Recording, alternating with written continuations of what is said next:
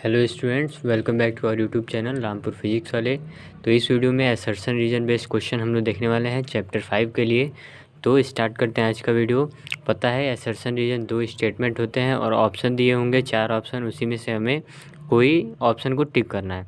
लेकिन अभी हम यहाँ पे 5 ऑप्शन को लिए हुए हैं ABCDE। ये इसलिए क्योंकि कभी कभी ऑप्शन जो है 4 ऑप्शन तो आएंगे, कोई 4 आएगा इसमें से, कोई 5, इन पाँचों में से कोई 4 ही आने वाले हैं आपके एग्ज़ाम में। लेकिन वो 4 क्या होंगे वो आपको पढ़ना पड़ेगा कि हाँ यही 4 दिए हुए हैं। तो ऑप्शन आपको पता ही है, कोई बताने वाली बात नहीं है। तो क्वेश्चन को स्टार्ट करते हैं हम लोग। पहला क्वेश्चन दिया हुआ है, असर्शन दिया हुआ है ए फ्रीली सस्पेंडेड।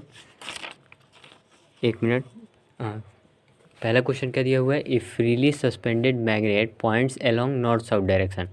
तो असर्शन तो ट्रू है क्योंकि हमें पता है कि अगर कोई भी मैग्नेट होगा, अगर हम उसको फ्रीली छोड़ दें तो वो कैसा होगा, अलाइंग होने चाहता है वो हमेशा नॉर्थ साउथ डायरेक्शन में। तो असर्शन ट्रू दिया हुआ है। रीजन देखिए दिया हुआ है, since earth behaves as a magnet. तो अर्थ एक मैग्नेट की तरह बिहेव करता है। जैसे यहाँ पे उसका क्या होता है, जियोग्राफिकल नॉर्थ पोल और यहाँ पे जियोग्राफिकल साउथ पोल। तो अगर कोई हम लोग मैग्नेट यहाँ पे रखते हैं, यहाँ साउथ पोल होगा, यहाँ पे नॉर्थ होगा, तो क्या बोलते हैं इस पॉइंट पे, ये मैग्नेटिक साउथ पोल है और ये मैग्नेटिक नॉर्थ पोल है। ये नॉर्थ पोल है, मैग्नेटिक नॉर्थ पोल NM से लिख रहे हैं। तो क्या होता है कि जब हम लोग फ्रीली छोड़ दे रहे हैं उसको, तो वो हमेशा साउथ और ये नॉर्थ है तो क्या हो जाएंगे, एक दूसरे से अट्रैक्ट करेंगे। यानी जो भी मैग्नेट हमारा होगा वो हमेशा नॉर्थ साउथ के डायरेक्शन में अलाइन होने की कोशिश करेगा। रीजन ये सही है, ये स्टेटमेंट समझ में आ गया। रीजन दिया हुआ है, since earth behaves as a magnet, मतलब अर्थ एक मैग्नेट की तरह बिहेव करता है, ये तो हमें पता ही है। तो रीजन भी करेक्ट दिया हुआ है। अब क्या रीजन करेक्ट एक्सप्लेनेशन है, तो करेक्ट एक्सप्लेनेशन है क्योंकि अगर जो है ये अर्थ अगर एक मैग्नेट की तरह बिहेव कर रहा है तो क्या होगा, यहाँ पे जियोग्राफिकल नॉर्थ पोल है और ये अर्थ का मैग्नेट का जो ये साउथ मैग्नेटिक साउथ पोल है, ये चीज़ तो अट्रैक्ट होंगी। अट्रैक्ट होने से हमेशा जो कोई भी मैग्नेटिक मटेरियल होगा वो हमेशा नॉर्थ की तरफ जाना चाहेगा, साउथ वाला नॉर्थ की तरफ और नॉर्थ वाला साउथ की तरफ, तो हमेशा नॉर्थ साउथ डायरेक्शन में आ जाएगा। तो ये रीजन भी करेक्ट एक्सप्लेनेशन है। तो ऑप्शन ए यहाँ पे करेक्ट हो जाएगा पहले ऑप्शन में, पहले क्वेश्चन में। सेकंड क्वेश्चन देखिए दिया हुआ है, poles of a magnet can never be separated. ये चीज़ क्लियर है हम लोगों को। मान लीजिए अगर ये बार मैग्नेट है, ये साउथ पोल ये नॉर्थ पोल है, तो अगर इसको 2 भाग में अगर डिवाइड करें, क्वेश्चन 2 है, तो क्या हो जाएगा, यहाँ पे ऐसे कुछ ये साउथ पोल होगा तो यहाँ पे नॉर्थ पोल क्रिएट हो जाएगा। सिमिलरली यहाँ पे क्या हो जाएगा, यहाँ साउथ हो जाएगा, फिर यहाँ नॉर्थ हो जाएगा, और ये कुछ ऐसे यहाँ साउथ फिर नॉर्थ। ये जो 3 पार्ट में डिवाइड हो रहा है ये मैग्नेट, ये कैसा हो जा रहा है, ये एग्जिस्ट कर रहा है 2 पोल्स के लिए, ठीक है। सिंगल पोल्स जो एग्जिस्ट नहीं करेंगे, क्योंकि ये मैग्नेट की प्रॉपर्टी ही ऐसी है कि अगर हम उसको डिवाइड कर रहे हैं तो एक सिंगल इलेक्ट्रॉन भी अगर डिवाइड हो रहा है तो एक साइड हो जाएगा नॉर्थ पोल, एक साइड हो जाएगा साउथ पोल। ये चीज़ ध्यान रखेंगे। तो यहाँ दिया हुआ है कि poles of magnet can never be separated, तो ये सही स्टेटमेंट है। रीजन क्या दिया हुआ है, since each atom of magnetic material is a magnet in itself, ये भी सही दिया हुआ है कि मैग्नेट, अगर मान लीजिए ये हमारा सब्सटेंस है, इतना सब्सटेंस है, इसको अगर जैसे मान लीजिए ये हमारा सब्सटेंस है, ठीक है, साउथ और नॉर्थ, तो अगर इसको यहाँ से डिवाइड कर रहे हैं तो हमें ये चीज़ पता है कि यहाँ साउथ हो जाएगा, यहाँ नॉर्थ हो जाएगा, ये ऐसे, और फिर यहाँ पे क्या चीज़ क्रिएट हो जाएगा, यहाँ साउथ हो जाएगा फिर नॉर्थ हो जाएगा। तो हमें पता है कि हर एक यहाँ जो पॉइंट है, जिस पॉइंट पे ये कट किया जा रहा है, वो भी एक मैग्नेट वाला ही पॉइंट है, मैग्नेटिक पॉइंट है वहाँ पे, मैग्नेट मटेरियल। तो वो खुद क्या कर रहा है, मैग्नेट की तरह एक्ट कर रहा है, इसलिए यहाँ पे नॉर्थ पोल एक्ट हो जाएगा और यहाँ साउथ हो जाएगा। तो रीजन भी सही दिया हुआ है। अब क्या करेक्ट एक्सप्लेनेशन है कि नहीं ये चेक करना है। तो अगर ऐसे हम लोग देखें कि since each atom of magnetic material is a magnet in itself, ये तो ठीक दिया हुआ है। तो अगर हर पॉइंट मैग्नेट की तरह एक्ट कर रहा है तो इसका मतलब क्या है कि हर पॉइंट, मतलब पहले तो साउथ था, तो अगर हर पॉइंट मैग्नेट की तरह एक्ट कर रहा है तो क्या हो जाएगा कि उसके एक तरफ क्या हो जाएगा, नॉर्थ पोल एग्जिस्ट हो जाएगा। तो इसका मतलब ये है कि poles of a magnet can never be separated, मतलब अलग नहीं किया जा सकता, क्योंकि हर एक पॉइंट क्या है, मैग्नेट की तरह एक्ट कर रहा है, तो वहाँ पे एक पोल जनरेट हो जाएगा। तो ये करेक्ट एक्सप्लेनेशन भी है, तो ऑप्शन ए यहाँ पे करेक्ट हो जाएगा। क्वेश्चन थर्ड देखते हैं क्या दिया हुआ, magnetic lines of force do not cross each other. ये तो पढ़े हुए हैं, असर्शन यहाँ पे ट्रू हो गया। रीजन क्या दिया हुआ है, at the point of intersection there would be two tangents to the two lines of force which would mean two direction of magnetic field intensity at one point. तो reason भी सही दिया हुआ है कि दो, अगर ये हमारा दो मैग्नेटिक फील्ड लाइन्स है तो एक का डायरेक्शन इधर हो जाएगा और एक का डायरेक्शन टेंजेंट ड्रॉ करने पे दूसरा, तो दो डायरेक्शन तो पॉसिबल है नहीं मैग्नेटिक फील्ड लाइन्स की, तो इसलिए यहाँ पे ये रीजन भी सही है और करेक्ट एक्सप्लेनेशन भी है। तो थर्ड का भी ऑप्शन ए ही हो जाएगा, सारे क्वेश्चन का आंसर ए ही आ रहा है। ठीक है, चलिए क्वेश्चन 4 देखते हैं। क्वेश्चन 4 दिया हुआ है, magnetic moment is a vector quantity, ये तो पता है। Whose direction inside the magnet is from south to north, ये भी हमें पता है कि अगर क्वेश्चन नंबर 4 देखें तो अगर ये हमारा बार मैग्नेट है, ये साउथ से नॉर्थ है, तो हमने क्या बताया था कि अगर इलेक्ट्रिक डाइपोल की तरह अगर हम ट्रीट करें तो साउथ पोल कैसा बिहेव करता है, माइनस क्यू की तरह, और नॉर्थ पोल प्लस क्यू की तरह। तो अगर इलेक्ट्रिक डाइपोल मोमेंट का डायरेक्शन माइनस क्यू से प्लस क्यू है तो मैग्नेटिक डाइपोल मोमेंट का डायरेक्शन साउथ से नॉर्थ। तो असर्शन तो ट्रू है क्योंकि मैग्नेटिक मोमेंट एक वेक्टर क्वांटिटी है जैसे इलेक्ट्रिक डाइपोल मोमेंट है। तो assertion which direction inside the magnet is from south to north, तो साउथ टू नॉर्थ जो है मैग्नेटिक मोमेंट की डायरेक्शन है, तो असर्शन ट्रू हो गया। रीजन देखिए क्या दिया, magnetic lines of force emanate from north pole and enter into south pole, ये भी सही है कि रीजन क्या है कि नॉर्थ पोल से निकलती हैं मैग्नेटिक फील्ड लाइन्स और साउथ तक जाती हैं, साउथ से फिर यहाँ पे नॉर्थ की तरफ जाती हैं। तो ये चीज़ है कि ये भी रीजन जो दिया हुआ है वो भी ट्रू दिया हुआ है। अब क्या करेक्ट एक्सप्लेनेशन है कि नहीं ये देखते हैं। तो एक बात बताइए, अगर हम ये कहें कि अगर नॉर्थ पोल से निकल रही है साउथ पोल पर जा रही है और साउथ से नॉर्थ की तरफ जा रही है, यानी मैग्नेटिक फील्ड लाइन्स का जो डायरेक्शन है वो साउथ से नॉर्थ है, और मैग्नेटिक डाइपोल मोमेंट का डायरेक्शन भी साउथ से नॉर्थ दिया हुआ है, ये हमें पता है। तो दोनों का डायरेक्शन एक ही होता है, ये हम लोग को पहले से पता है। इसका मतलब क्या है कि ये जो रीजन दिया हुआ है ये भी करेक्ट एक्सप्लेनेशन है यहाँ पे भी, तो ये भी ऑप्शन ए ही हो जाएगा। चारों ऑप्शन यही आ रहे हैं। ठीक है, चलिए अब देखिए क्वेश्चन नंबर 5 देखते हैं। Gauss theorem is not applicable in magnetism, तो ये चीज़ करेक्ट है, ये हमने बताया नहीं अपने लेक्चर में, लेकिन क्वेश्चन के माध्यम से इसको बताया जाएगा कि गॉस थ्योरम क्यों एप्लीकेबल नहीं। गॉस थ्योरम क्या है, मतलब अगर हम लोग इलेक्ट्रिक फील्ड वाले चैप्टर में अगर पढ़ते तो क्या लिखते हैं, इलेक्ट्रिक फील्ड इलेक्ट्रोस्टैटिक में हम लोग लिखते हैं E vector dot D S vector close loop के लिए, और ये क्या होता है Q net upon epsilon not, ये हम लोग जानते हैं फॉर्मूला। ये मैग्नेटिक फ्लक्स की वैल्यू अगर हमें फाइंड करनी है गॉस थ्योरम से तो हम लोग ऐसे फाइंड कर सकते हैं ये फॉर्मूला। अगर हम लोग इसी को अगर मैग्नेटिक फील्ड वाले चैप्टर के लिए लिखें तो ये क्लोज लूप, ये magnetic field dot D S vector is equal to, अच्छा यहाँ पे क्यू नेट लिखा हुआ था तो यहाँ पे क्या लिखेंगे, यहाँ पे देखिए पोल स्ट्रेंथ की अगर बात करें, जैसे यहाँ पे क्यू लिखते हैं तो हम लोग पोल स्ट्रेंथ की बात करते हैं। लेकिन अगर एक चीज़ देखिए, मान लीजिए कोई भी क्लोज लूप के लिए बात होता है, तो मान लीजिए क्लोज लूप है, अगर इसमें बार मैग्नेट एक रखते हैं, साउथ पोल है ये नॉर्थ पोल है, तो मैग्नेटिक फ्लक्स की वैल्यू ही फाइंड करनी है। तो हमें पता है कि ये मैग्नेटिक फील्ड लाइंस जो है ऐसे यहाँ से निकलती हैं और कहाँ पे जाके टर्मिनेट करती हैं, तो ऐसे साउथ पोल में परपेंडिकुलरली जाती हैं। तो जितना निकल रही हैं नॉर्थ पोल से उतना ही साउथ पोल से अंदर की तरफ आ रही हैं, यानी magnetic field lines, net magnetic field lines की वैल्यू हो जाएगी 0। तो इसलिए कहते हैं कि जो मैग्नेटिक फ्लक्स जो क्रिएट होगा यहाँ पे, मैग्नेटिक फील्ड की वैल्यू, मैग्नेटिक फ्लक्स की वैल्यू वो 0 हो जाएगा। तो गॉस थ्योरम का कोई मतलब ही नहीं है। मैग्नेटिज्म चैप्टर में अगर 0 वैल्यू आएगा हर एक क्लोज लूप के लिए तो कोई मतलब नहीं है, तो गॉस थ्योरम अप्लीकेबल नहीं है, ये करेक्ट दिया हुआ है ये चीज़। अब देखिए क्या दिया हुआ है, monomagnetic poles do not exist. Monomagnetic poles का मतलब कि अगर कोई ये मैग्नेट है तो इसमें ये कह दिया जाए कि केवल साउथ वाला पोल एग्जिस्ट करता है। तो ऐसा हम लोग जानते हैं कि साउथ पोल केवल नहीं एग्जिस्ट करेगा, नॉर्थ पोल भी एग्जिस्ट करेगा। तो रीजन भी करेक्ट दिया हुआ है। लेकिन एक चीज़ अगर देखें कि गॉस थ्योरम अप्लीकेबल क्यों नहीं हो रहा है, क्योंकि एक अगर बार मैग्नेट की बात करें तो बार मैग्नेट में 2 पोल्स होते हैं, एक हुआ साउथ एक हुआ नॉर्थ। तो जितनी मैग्नेटिक फील्ड लाइन्स साउथ से नॉर्थ से निकलेंगी उतने ही साउथ में जा रही हैं। तो इसका मतलब क्या है कि मोनो ये जो दिया हुआ मोनो मैग्नेटिक पोल्स एग्जिस्ट नहीं करती हैं, तो इसके वजह से ही तो गॉस थ्योरम एप्लीकेबल नहीं है। तो ये चीज़ है कि असर्शन और रीजन दोनों सही दिया हुआ है और करेक्ट एक्सप्लेनेशन भी है, तो ये भी ऑप्शन ही हो गया। क्वेश्चन नंबर 6 देखते हैं, हुआ है the true geographical north direction is found by using A compass needle. Okay, इसको एक बार हम लोग समझते हैं। जो हमने फिगर बनाया था जब मैं चैप्टर को पढ़ा रहा था, तो हमने कुछ ऐसा फिगर बनाया था एक, ये क्या था, जियोग्राफिकल जियोग्राफिकल मेरिडियन,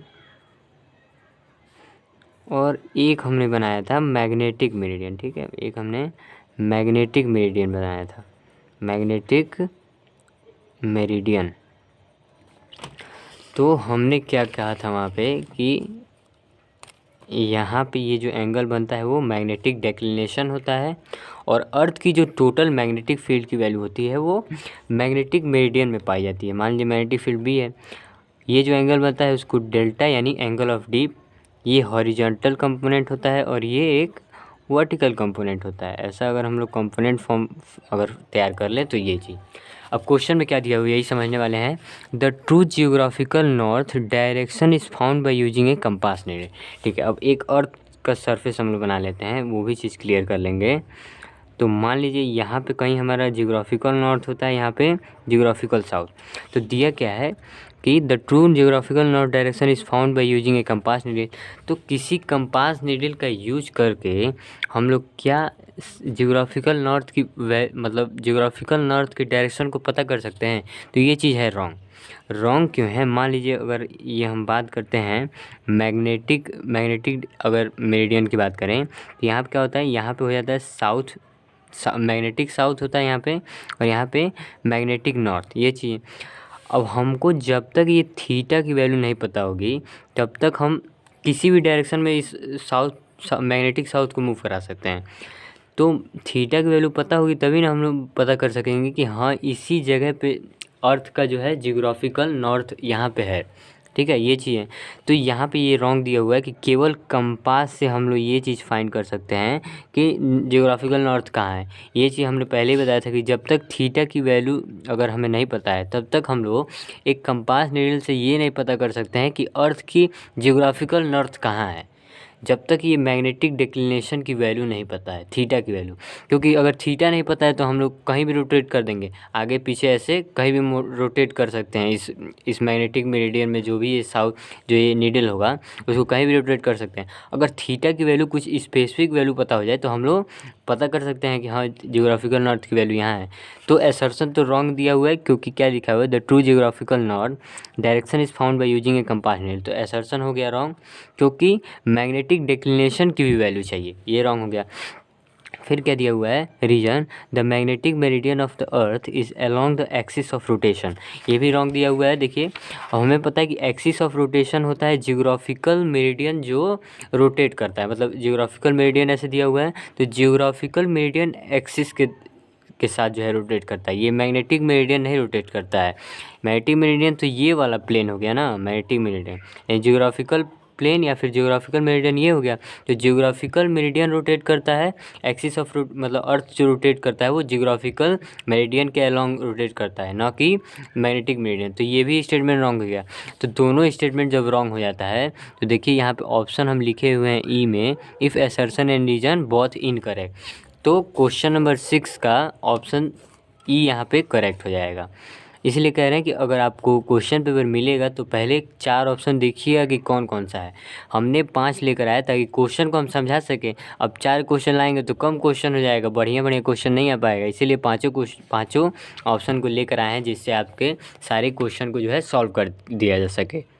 अब देखिए क्वेश्चन नंबर 7 की तरफ बढ़ते हैं। क्वेश्चन नंबर 7, तो क्वेश्चन नंबर 7 दिया हुआ है, assertion in the northern hemisphere the north pole of the dip needle dips downward. तो ये सही स्टेटमेंट है कि अगर हमारे जैसे ये इसी फिगर को देखें तो क्या है, ये हमारा अर्थ है, ये जियोग्राफिकल नॉर्थ और ये जियोग्राफिकल साउथ पोल, ये मैग्नेटिक साउथ पोल और ये मैग्नेटिक नॉर्थ पोल, ये चीज़ क्लियर है। अब दिया है कि इन द नॉर्दर्न हेमिस्फीयर यानी ये जो इक्वेटर होता है अर्थ का ये जो इक्वेटर होता है इसके ऊपर अगर जियोग्राफिकल नॉर्थ है तो नॉर्दर्न हेमिस्फीयर इसको बोलेंगे, नॉर्दर्न हेमिस्फीयर। और ये जियोग्राफिकल साउथ है तो इस इक्वेटर के नीचे वाले पॉइंट्स को क्या कहेंगे, साउदर्न हेमिस्फीयर। पहले ये चीज़ें क्लियर हो गई। अब देखिए ये कह रहे हैं कि इन द नॉर्दर्न हेमिस्फीयर मतलब इस वाले एरिया में the north pole of the dip needle dips downward. तो ये सही दिया होगा कि ये जो डीप नीडल होता है यहाँ पे अगर कोई भी मैग्नेटिक नीडल अगर रखेंगे तो वो डाउनवर्ड डायरेक्शन को ही शो करेगा, क्योंकि नॉर्थ साउथ डायरेक्शन में अगर अलाइन होना है तो क्या होगा, यहाँ पर मैग्नेटिक नीडल होगा तो वो डाउनवर्ड डायरेक्शन में होगा। तो असर्शन तो ट्रू दिया हुआ है, असर्शन ट्रू दिया हुआ है। रीजन क्या दिया हुआ है, the north pole of the earth is as a bar magnet lies in the northern hemisphere. मतलब ये जो नॉर्थ पोल है, अर्थ का जो ये नॉर्थ पोल है, ये एक बार मैग्नेट की तरह अगर हम लोग एक्ट समझें, अगर इसको बार मैग्नेट की तरह समझें तो ये बार मैग्नेट की तरह ही होगा। यहाँ पे नॉर्थ होगा, कहीं यहाँ साउथ हो जाएगा। ये चीज़ें हैं क्लियर करने वाली कि जो रीजन दिया हुआ है ये भी करेक्ट एक्सप्लेनेशन है, क्योंकि एक अगर नॉर्थ पोल की बात करें, अर्थ के नॉर्थ पोल की, तो वो एक तरह के बार मैग्नेट ही हो जाएगा जो नॉर्थ साउथ डायरेक्शन में अलाइन होना चाहेगा। जैसे बार मैग्नेट में भी क्या होता है कि नॉर्थ साउथ डायरेक्शन में अलाइन होना चाहेगा, तो यहाँ पे जो अर्थ का जो जियोग्राफिकल नॉर्थ है और जियोग्राफिकल साउथ है वो भी नॉर्थ साउथ डायरेक्शन में अलाइन होना चाहेगा। तो ये चीज़ें हैं, तो रीजन भी करेक्ट दिया हुआ है। लेकिन ये जो स्टेटमेंट है ये दोनों एक दूसरे से अलग है, तो क्या है ये यहाँ पे क्या हो जाएगा, करेक्ट एक्सप्लेनेशन नहीं होगा। क्योंकि अगर ये डाउनवर्ड डायरेक्शन में, अगर ये मतलब नॉर्दर्न हेमिस्फीयर में अगर ये नीडल जो दिया हुआ है अगर ये डाउनवर्ड डायरेक्शन में है, तो ये इस बात से नहीं है कि वो एक बार मैग्नेट की तरह एक्ट कर रहा है, ठीक है। ये इस बात से वो इस बात से है कि वो नॉर्थ साउथ डायरेक्शन में अलाइन होना चाहता है। तो यहाँ पे ये जो है रॉन्ग स्टेटमेंट नहीं, करेक्ट एक्सप्लेनेशन नहीं है। तो इसका ऑप्शन बी यहाँ पे करेक्ट हो जाएगा। ऑप्शन बी यहाँ पे इसका करेक्ट हो जाएगा। क्वेश्चन नंबर 8 देखते हैं क्या दिया हुआ है। If a compass needle be kept at magnetic north pole of earth, मतलब एक बार हम लोग फिगर बना लेते हैं। ये नॉर्थ है, जियोग्राफिकल नॉर्थ, इस जियोग्राफिकल साउथ, यहाँ पे मैग्नेटिक साउथ और यहाँ पे मैग्नेटिक नॉर्थ, ये दिया हुआ है। तो ये कह रहे हैं कि if the compass needle be kept at magnetic north pole of earth, मतलब ये अर्थ का जो मैग्नेटिक नॉर्थ पोल दिया हुआ है ना, नॉर्थ पोल, यहाँ नॉर्थ पोल दिया हुआ है, the compass needle may stay in any direction. तो होता क्या है कि मैग्नेटिक नॉर्थ पे at magnetic north pole of earth horizontal component जो है वो जीरो हो जाता है। हॉरिजॉन्टल कंपोनेंट अगर यहाँ पे कंपास नीडल को लेकर जाएं तो हॉरिजॉन्टल कंपोनेंट हो जाएगा जीरो, यानी BH की वैल्यू जीरो। और होता क्या है कि डीप नीडल जो एंगल ऑफ डीप ये होता है, ये हो जाता है 90 डिग्री, मतलब यहाँ तक 90 डिग्री। तो अगर 90 डिग्री हो जाएगा यानी ये जो B है ये इस वर्टिकल कंपोनेंट के अलोंग आ जाएगा। अगर 90 डिग्री हो जा रहा है तो इस वर्टिकल कंपोनेंट के अलोंग आ जा रहा है। और BH की वैल्यू जीरो, यानी अगर BH की वैल्यू जीरो है तो अगर कंपास नीडल को हम लोग हॉरिजॉन्टल वे में अगर रोटेट करें तो कोई मैग्नेटिक फील्ड पे कोई भी वैल्यू पे जो है अंतर नहीं आना। क्योंकि मैग्नेटिक फील्ड की वैल्यू क्या होती है, BH का स्क्वायर प्लस BV का स्क्वायर। ये वैल्यू अगर BH जीरो है तो BH के अगर मेरिडियन में अगर बात करें तो अगर हम लोग रोटेट करेंगे तो कोई हम लोग को फ़र्क नहीं पड़ेगा। तो असर्शन दिया हुआ है ट्रू, रीजन दिया हुआ है dip needle will stay vertical in at the north pole of earth. तो इसका मतलब ये है कि डीप नीडल जो ये रहेगा वो नॉर्थ पोल पे ही रहेगा, नॉर्थ पोल में वर्टिकल कंपोनेंट में ही रह जाएगा। यहाँ दिया हुआ है dip needle will stay vertical, क्योंकि हॉरिजॉन्टल कंपोनेंट हो गया जीरो तो केवल वर्टिकल कंपोनेंट में रहेगा। तो रीजन भी दिया हुआ है ट्रू, असर्शन भी ट्रू है और रीजन भी ट्रू है। अब ये चीज़ देखना है कि क्या ये करेक्ट एक्सप्लेनेशन है कि नहीं। तो यहाँ देखिए, यहाँ ये जो बातें बताई गई हैं वो करेक्ट एक्सप्लेनेशन भी है, क्योंकि अगर यहाँ पे हॉरिजॉन्टल कंपोनेंट जीरो हो गया तो भाई किसी भी डायरेक्शन मूव कराएंगे वो कोई फ़र्क नहीं पड़ने वाला है, और वर्टिकल में भी रहेगा ये भी चीज़। तो यहाँ पे रीजन भी करेक्ट एक्सप्लेनेशन है, तो यहाँ पे इसका ऑप्शन है यहाँ पे करेक्ट हो जाएगा। Thank you.